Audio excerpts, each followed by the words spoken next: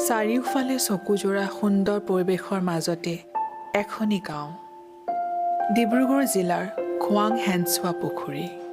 আৰু সেই গাঁৱৰে নিবাসী প্ৰশান্ত গগৈ শাৰীৰিকভাৱে সক্ষম ব্যক্তি। এই ব্যক্তিগৰাকী বহুতৰ বাবে আদৰ্শ হৈ পৰিছে। অসমৰ লোক সংস্কৃতি তথা শিল্পসমূহৰ ভিতৰত বাঁহ-বেত শিল্প এক অপৰিহাৰ্য শিল্প। তেখেতে বাঁহ-বেতৰ বিভিন্ন আচবাব নিজে তৈয়াৰ কৰি উলিয়ায়।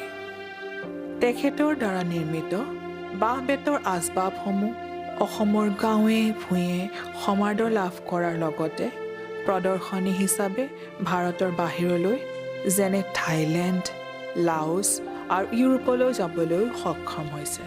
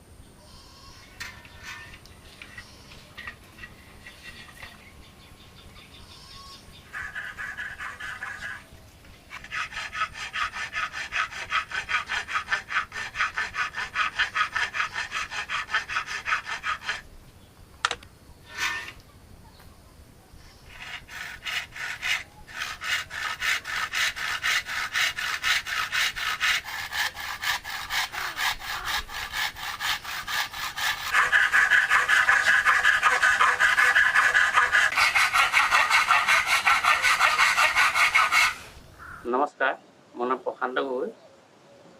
মোৰ ঘৰ হেনচা পুখুৰী। মই এই শিল্পকৰ্মৰ লগত সৰুৰ পৰাই অলপ আগ্ৰহী। ঘৰৰ প্ৰয়োজনীয় কামবিলাক যি সামগ্ৰী লাগে মই আগৰ পৰাই কৰি থাকোঁ। তাৰপিছতে পঢ়ি শুনি মই শিক্ষকতাৰ বৃত্তিৰ লগত জড়িত হ'লোঁ। তাৰপিছত এইটো আগ্ৰহীৰ কাৰণে মই এইটো এৰাই চলিবই নোৱাৰোঁ, মানে কৰোঁ লাগি আহে। আৰু এই শিক্ষকতা বৃত্তি কৰাৰ উপৰিও এই কামটোত মই বৰ বেছি সময় দিবলৈ সুবিধা নাপাওঁ যদিও তাতে সময় অকণমান উলিয়াই এই কামবিলাক কৰি থাকোঁ। এইটোৰ লগত মই প্ৰথমতে কি হ'ল, বিক্ৰী বাৰ্তাৰ কথা ভবা নাছিলোঁ। মই ঘৰত এনেই ধৰি লওক সজাবৰ কাৰণে বনাইছিলোঁ। দুজনমান দাদাই আহি মোক ক'লে যে তোমাৰ বস্তুখিনি ভাল লাগিছে, তোমাক এনেকুৱা অনুষ্ঠান এটা হ'ব, তাত তুমি অকণমান প্ৰদৰ্শনী হিচাপে দেখুৱাই দিবা। তাত দেখুওৱাৰ পিছত মোৰ অলপ মনটো আৰু উৎসাহ হ'ল। তাৰমানে তেতিয়া মই তেতিয়াৰ পৰা প্ৰায় 19 চনৰ মানৰ পৰাই একাগ্ৰতাৰে মই সময় অকণমান উলিয়াই হ'লেও এই কামবিলাক কৰি গৈ আছোঁ। মোৰ উদ্দেশ্যৰ এনেকুৱা ধৰণৰ আছিলে, গোটেই আমাৰ চাৰিওফালে প্লাষ্টিক সামগ্ৰীয়ে ভৰি পৰিছে, বা ঘৰৰ ভিতৰত হ'লেও আমাৰ এতিয়া প্লাষ্টিক সামগ্ৰী প্ৰায় ভৰি পৰিছে। আৰু সেইখিনিয়ে অকণমান মই ইয়াৰ জৰিয়তে মোৰ বস্তুৰ জৰিয়তে কিঞ্চিত হ'লেও প্ৰদূষণমুক্ত কৰিব বুলি আশা কৰিছোঁ। সকলোখিনি নহ'লেও কিঞ্চিত পৰিমাণে হ'লেও কিবা এটা অৰিহণা যোগাব বুলি ভাবিছোঁ। আৰু এই কামখিনি কৰোঁতে মোৰ অকণমান কষ্ট হয়। মই এজন শাৰীৰিকভাৱে অক্ষম লোক। যিহেতু গোটেই সামগ্ৰীবিলাক বনাবৰ কাৰণে মই বিভিন্ন ধৰণৰ ঠাইৰ পৰা বাঁহ আনিবলগীয়া হয়। আৰু মই সেই লোকৰ জৰিয়তে আনিবলগীয়া হয়। ঘৰতো তেনেকৈ ডাঙৰ বস্তুবিলাক মোৰ ঘৰৰ পৰিবাৰে হওক, বাইদেউ এগৰাকী আছে তেওঁৱে হওক বা ল'ৰাটোৱে হওক, তেওঁলোকে মোক অলপ যোগান ধৰি দিয়ে। আৰু মই যদি শাৰীৰিকভাৱে সক্ষম নোহোৱা হ'লে আৰু অকণমান মই বেছিকৈ কৰিব পাৰিলোঁ। তথাপিতো চেষ্টা কৰি আছোঁ, মানে আমাৰ ভৱিষ্যতৰ প্ৰজন্মই মোৰ এইটোৰ প্ৰতি অকণমান আগ্ৰহী হওক বুলি মই তাৰ প্ৰয়াসৰে এই কামটো কৰি আছোঁ।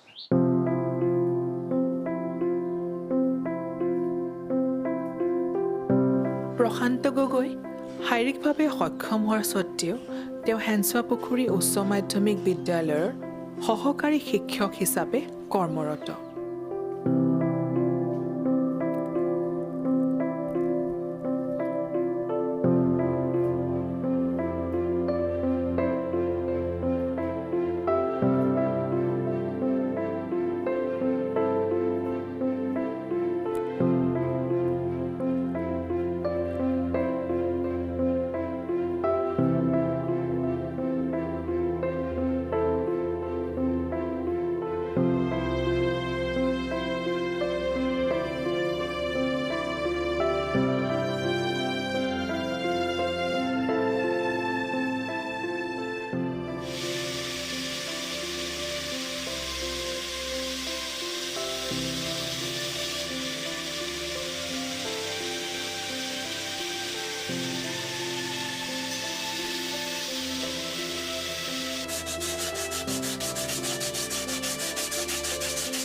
প্ৰশান্ত গগৈ এই হস্তশিল্পৰ লগত জড়িত হোৱাৰ প্ৰধান উদ্দেশ্য হৈছে হস্তশিল্পৰ জৰিয়তে বৰ্তমান নিবনুৱাসকলক কৰ্মসংস্থাপনৰ পথ দেখুওৱা আৰু বাঁহ-বেতৰ সামগ্ৰীৰ দ্বাৰা প্লাষ্টিক মুক্ত অসম গঢ়াত বৃন্দুমান প্ৰয়াসৰ এক অংশস্বৰূপ।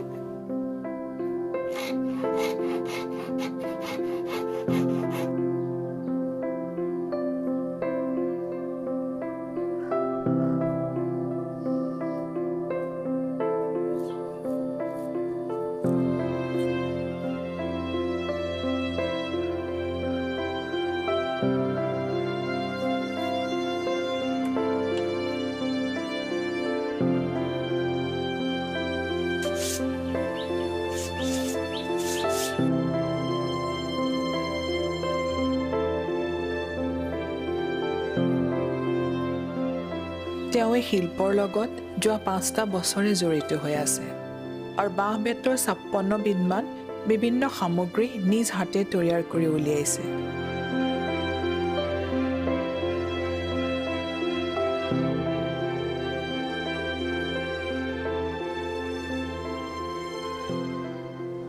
তেওঁ সৰুৰ পৰাই দেখিছোঁ সৰু সৰু কাম কিছুমান কৰি থকা দেখিছোঁ। মানে বিশেষকৈ ইলেক্ট্ৰনিক্সত তেতিয়া দেখিছিলোঁ ইলেক্ট্ৰনিক কিছুমান সৰু সৰু বস্তু টৰ্চ লাইটকে আকৌ নতুনকৈ বেয়া হৈ যোৱা টৰ্চ লাইট আকৌ নতুনকৈ তেওঁ মতে সাজি লয়। বেয়া হোৱা কিছুমান বস্তু ইলেক্ট্ৰনিক্সৰ বস্তু তেওঁৰ মতে সাজি লয়। আৰু লাহে লাহে গম পালোঁ তেওঁ বাঁহৰো কাম কিছুমান কৰিবলৈ আৰম্ভ কৰিছে। দেখিছিলোঁ আমি কৰি থকা সৰু সৰুকৈ কৰি থকা দেখিছিলোঁ।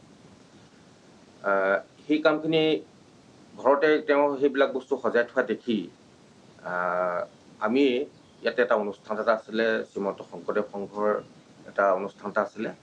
সেই অনুষ্ঠানটোতে আমি ক'লোঁ যে এই সৰু সৰু বস্তুখিনিকেচোন ধুনীয়াকৈ ক'ৰবাত প্ৰদৰ্শন কৰিব পাৰি। আৰু তাত যদি আৰু কিছুমান বস্তু নতুনকৈ সজাই পৰাই অলপ সংখ্যাটো বঢ়াই দিয়া যায় তেতিয়া এটা সুন্দৰ এখন প্ৰদৰ্শনী হয়। আৰু সেই কামটো কৰিবৰ কাৰণে আমি তেওঁক উৎসাহিত কৰিছিলোঁ। তাৰ পাছত তেওঁ এখন ষ্টল লৈ তাত সেই প্ৰদৰ্শনীটো কৰিলে আৰু তেতিয়াৰ পৰাই সামাজিকভাৱে 2-4 মানুহে দেখি তেওঁ যে এই কামখিনি কৰে এই কথাটো লাহেকৈ আমাৰ ওচৰ চুবুৰীয়া মানুহে গম পালে। তেওঁ পেছাত এজন শিক্ষক। আমাৰ বৰ্তমান তেওঁ হেঞ্চুৱা পুখুৰী হাইস্কুলত শিক্ষকতা কৰি আছে। আৰু তেওঁ এজন শাৰীৰিকভাৱে সক্ষম বুলিয়ে কৈছোঁ। তেওঁ এটা ডাঙৰ দুৰ্ঘটনাত পতিত হৈ তেওঁ প্ৰায় এখন ভৰি কমজুৰি হৈ গৈছে। তেওঁ সেইটো কাৰণে তেওঁ লাখুটি বা পেং লৈ ঘূৰিবলগীয়া হয়। আৰু আজি তাৰিখত এজন শিক্ষকৰ যিখিনি ব্যস্ততা, তাৰ মাজতো তেওঁ সময় মিলাই এই বাঁহৰ কামখিনিত, শিল্পটোক খুব সুন্দৰভাৱে আগবঢ়াই লৈ গৈছে। আৰু ইয়াতে তেওঁ সীমাবদ্ধ ৰখা নাই। তেওঁৰ এই কামখিনি, তেওঁ এই শিল্পটো ভাৰতৰ বাহিৰলৈও, অসমৰ বাহিৰলৈও তেওঁ পঠিয়াইছে আৰু ভাল সমাদৰ পাইছে বুলি আমি জানিব পাৰিছোঁ। আৰু এই কথাটোৱে আমাৰ এই হেঞ্চুৱা পুখুৰী অঞ্চলটোত এটা গৌৰৱান্বিত কৰিছে। আৰু আমি আশা কৰিম তেওঁ ভৱিষ্যতৰ দিনটোতো আৰু নতুন নতুন চিন্তাৰে কামখিনি আগুৱাই লৈ যাওক। এই শিল্পটোৰ যোগেদি তেওঁ নতুন প্ৰজন্মৰ মাজত এই শিল্পটোক প্ৰচাৰ কৰাৰ লগতে অনুপ্ৰাণিত কৰক। আমি দেখি আহিছোঁ যে আজিৰ তাৰিখত নতুন প্ৰজন্মৰ মাজত বিভিন্ন ধৰণৰ যি ব্যাধি সোমাই গৈছে, সামাজিক ব্যাধি সোমাইছে, সেইবিলাকৰ পৰা আঁতৰি যদি এনেকুৱা ধৰণৰ শিল্পবিলাকত মনোনিৱেশ কৰে আৰু এই ক্ষেত্ৰত এই প্ৰশান্ত গগৈ এই অঞ্চলটোত এটা মানে অনুপ্ৰেৰণা যোগাব পৰাকৈ তেওঁ কামখিনি কৰিছে। আৰু অনাগত দিনতো আমি আশা কৰিম অনুপ্ৰাণিত কৰিব।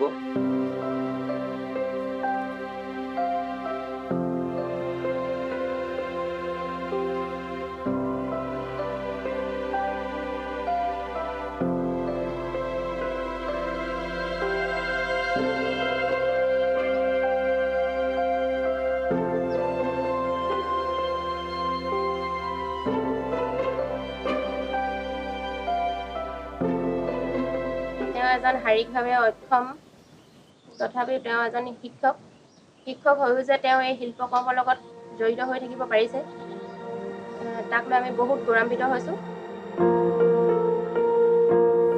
প্ৰভাতী সূৰ্যৰ হেঙুলি ৰহনে কৰিলে ধুনীয়া বিনন্দীয়া ধৰা, উন্মন হ'ল সেউজীয়া গছ বন, তগৰ, নাহৰ, গোলাপ, বকুলে বিলালে সুবাস।